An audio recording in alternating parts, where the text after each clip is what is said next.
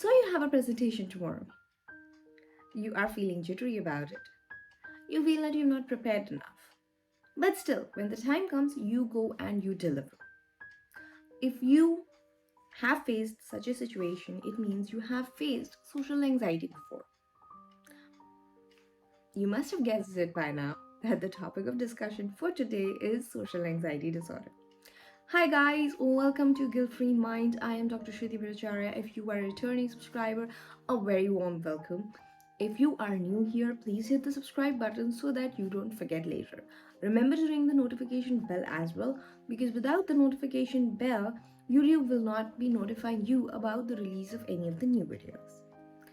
And that's it for introduction. I will try to keep this discussion short and sweet so I don't take up a lot of your time. And now, with this, let's get into the topic. Now, what is social anxiety disorder? Now, finding it hard to go and speak in front of an audience is something we've all faced at one point or the other. Maybe you're a motivational speaker, but still, right before going to the audience, those few moments before, you still feel that jitter inside your heart. Your heart sometimes may feel like it's going to jump out of the chest. These are natural feelings. These are feelings we all get. These are feelings of anxiety. Talking in front of a large audience, you don't want to commit a mistake. You do not get to do a redo like I get in a video. So that is bound to happen. This is anxiety.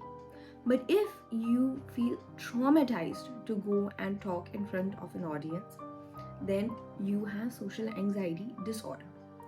Now, social anxiety disorder is something that has been known to affect around 5.3 million people in the US alone.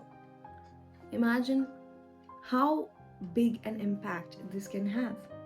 Normally, the symptoms start in the teen years of the person. The most common symptoms are difficulty in speaking in public. Now, this difficulty in speaking can be amongst friends, like amongst a small group of friends, or in front of a large audience. In front of a class, in jitters before presentation.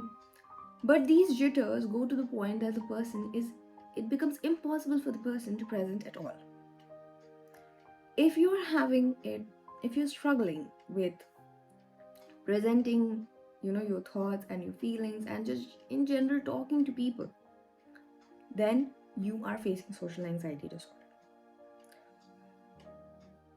The toughest part when you suffer from social anxiety disorder is whom to reach out for help, because everyone's going to say, oh, it's so simple, you just go and you talk, you don't think that there's anyone present in front of you, you think everyone's in front of you is an idiot. But that's despite of telling yourself that multiple times, it just does not sink in. You still feel terrified to the point that you're not ready to leave the house. If you're facing such symptoms, you are facing social anxiety disorder. Let's discuss the symptoms now. So the primary symptoms of social anxiety will be cold, you'll feel shy, you'll feel unfriendly towards strangers, you won't be interested. But that is social anxiety. But if you have social anxiety disorder, even when it's compulsory for you to go and talk to people, like networking events, or in general giving a presentation in front of a small or a large crowd, you will not be able to do that. I mean, you would show symptoms of being phobic to going and talking to people. Now, if you are showing these symptoms, then you are facing social anxiety disorder and you must get treatment as soon as possible. Now, people with social anxiety disorder find it even hard to ask for directions.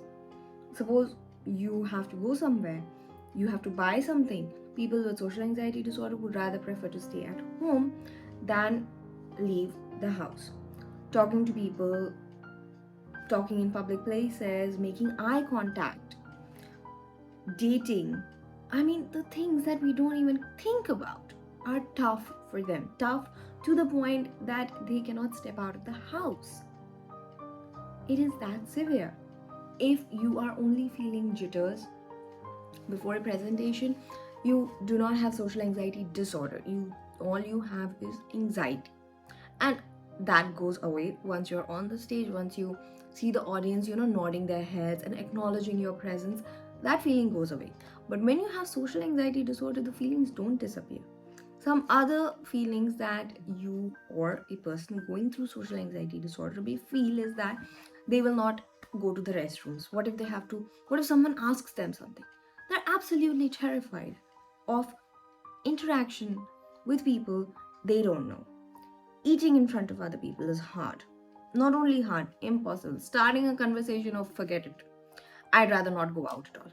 I'd rather stay home and not go anywhere. I won't go to school, I won't go to work, I won't just won't do anything. If you're facing such problems, you need help. I mean, come on, I have said this like numerous times that the first step in understanding a problem and dealing with it is accepting that you need some form of help. Otherwise, how will anyone help you if you do not realize that you need help in the first place? So, the reason what is the reason behind social anxiety disorder? The primary reason behind this is the person is afraid that others will judge him or her. We all have a fear of being judged. No matter how much I say that society, don't bother with the society, don't bother with what people say, you live your own life. Somewhere, that fear that some other person is judging us is still there. But we don't, bother about it. Like, we don't pay attention to what others are thinking or feeling about us because they don't matter. But with a person who is suffering from social anxiety disorder, what others are feeling has a huge impact to the point that they find it impossible to leave their house. Now, they are afraid of offending someone by mistake. They are afraid of being embarrassed in public situation. What if something happens, they fall down? What if someone says a rude comment to them? What if they become the center of attention and don't know how to react? That will be so embarrassing. This is what people with social anxiety disorder have going on in their heads, inside their heads.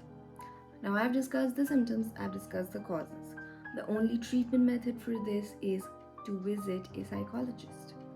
You need to go to a psychologist and get help. So, you go to a therapist and you tell him you are facing all of these problems.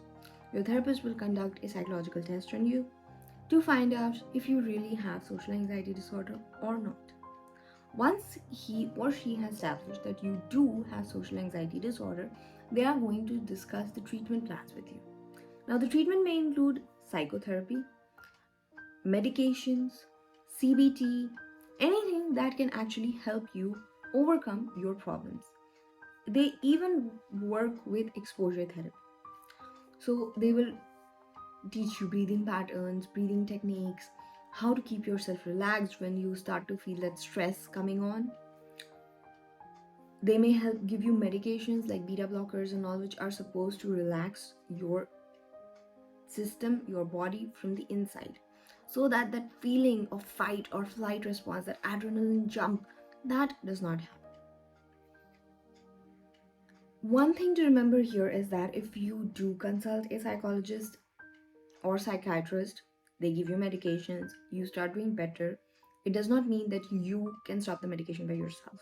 Never ever do that. If you stop the medication by yourself, it can have an adverse effect on you. Sometimes medications have side effects as well. Because of this, they should not be stopped by the patient. Always go and consult your psychologist about your problem. Tell them you're feeling better. Ask them if they should taper down the medication and eventually stop it. But never ever do it yourself. And if you feel that you are suffering from social phobia or social anxiety disorder, go get the help you deserve. Trust me, no one else will understand the petrified feeling that you get inside of you when you have to step out of the house. Maybe people with PTSD will understand, but if your family members or if your closed ones do not suffer from PTSD, it is really hard for them to comprehend what you might be feeling.